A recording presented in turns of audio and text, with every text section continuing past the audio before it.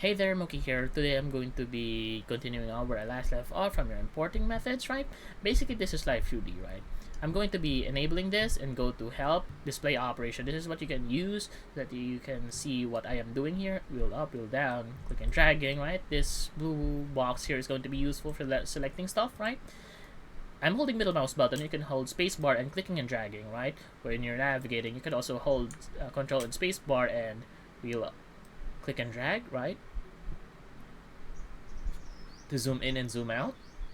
Now this is your Live2d model. This is how you can, navigate it, right? Down here below are the different tools that you can have. This is the change background color. I normally set it to gray, right? This is the opacity.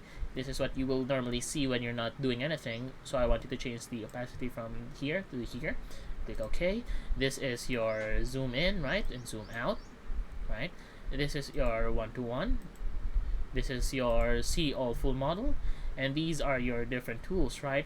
If you're going to click on an object and press F, which is this one, right, it will focus on that part, right?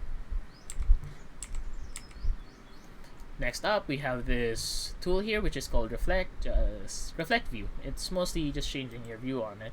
Mostly useful for some stuff, but I never purposely use it.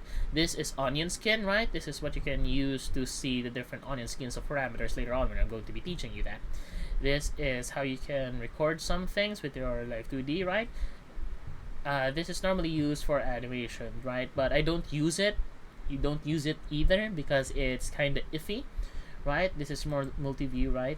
This is where you can see just 1, 2 models, 3 models, heck, up to even 4. But I normally don't suggest that because, it's kind of nauseating, right?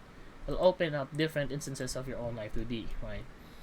Up next, we have these different tools here. What are these? Basically, these are the viewing tools, right? This disables the viewing of any meshes, right? This is your raw Live2d. I typically enable these, just leave this alone because if you mess with that, you can't mess with anything on your canvas. Up next, we will be going to be navigating through here, right? Through file.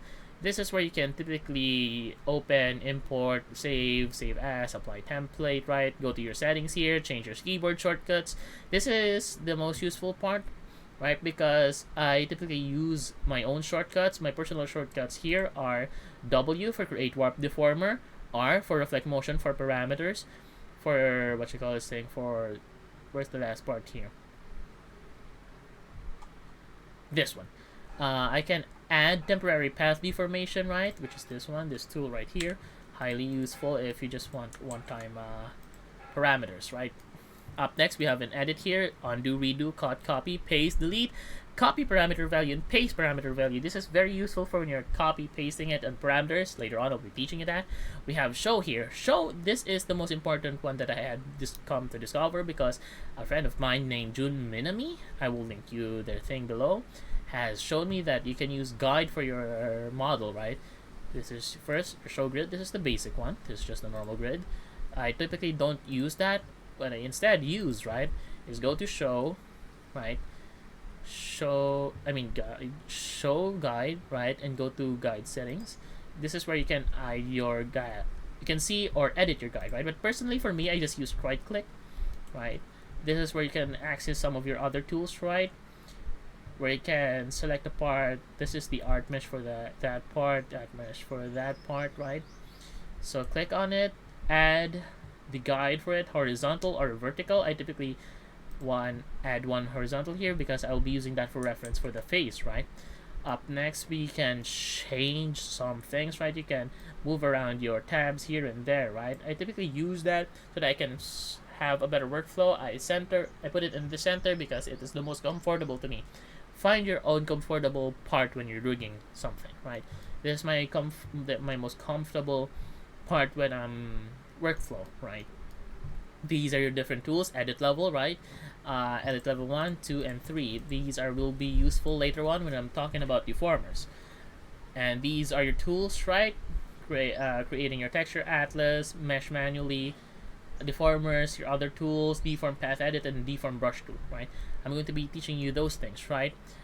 We have here on modeling the different types of modeling where you can access a lot of your powerful tools here, and even your physics settings here. This is where you can see your own model to be moving, right?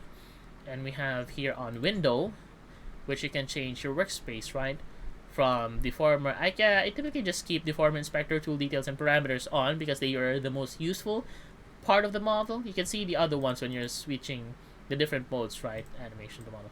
By the way, this, what is referring to this is, currently it's 4.2, right? But what I'm betting you're using is 4.0 right now, right? So switch that to 4.0 or 4.2. Which one do you have right now? I suggest 4.2 because that's the most latest Cubism that is supported by both VTube Studio and Live2d, right? On window, on help here, the last one, this is the most important one, because if you were ever to have problems with your Live2d thingies, you can open your auto backup folder, right, and access your saved files, right, auto backed up files, so that you don't have to, it automatically saves it for you, so that if you do lose things, you can get it back, right? So yeah, you can click on the part, press F or press S to enable solo mode. Solo mode is whatever you will select, right? And click solo mode, that is what you'll be only seeing on solo mode. Hella useful, right? And that is all for navigating Live2d for now. So hold middle mouse button, spacebar, clicking and dragging, spacebar like that, the rectangle, right? And that is all how you can navigate Live2d.